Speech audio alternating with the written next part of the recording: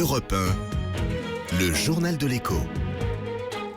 Avec Éric Le Boucher, bonsoir Éric. Bonsoir Nicolas. Et la bourse de Paris se stabilise enfin. Enfin, 0,04%, positif, 4228 points.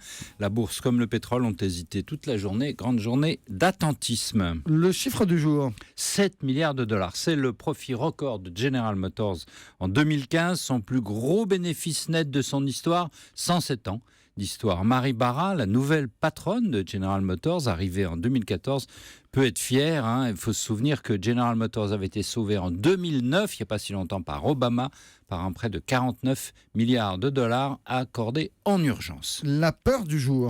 Max Gorton, le fondateur de l'entreprise de trading haute fréquence Tower Research Capital, pousse un cri d'alarme. Alors le trading haute fréquence, je vous rappelle, les ordinateurs qui achètent et revendent des milliers d'actions en une fraction de seconde, sont bénéfiques, dit-il, mais aussi d'une complexité très dangereuse.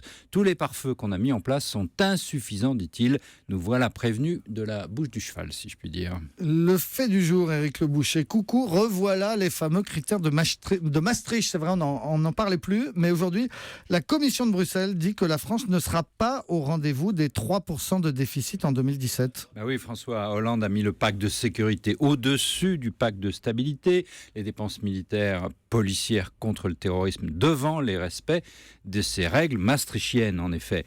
En outre, il en a profité pour relancer des dépenses dans le cadre de son plan emploi annoncé il y a quelques semaines. Alors, il faut évidemment pas s'étonner du résultat.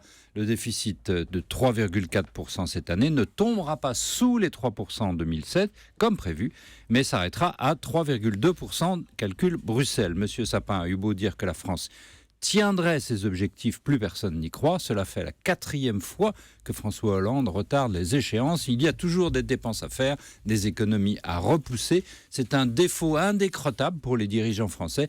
Gouverner, c'est dépenser. Regardez d'ailleurs Nicolas Sarkozy dans son interview aux Échos aujourd'hui.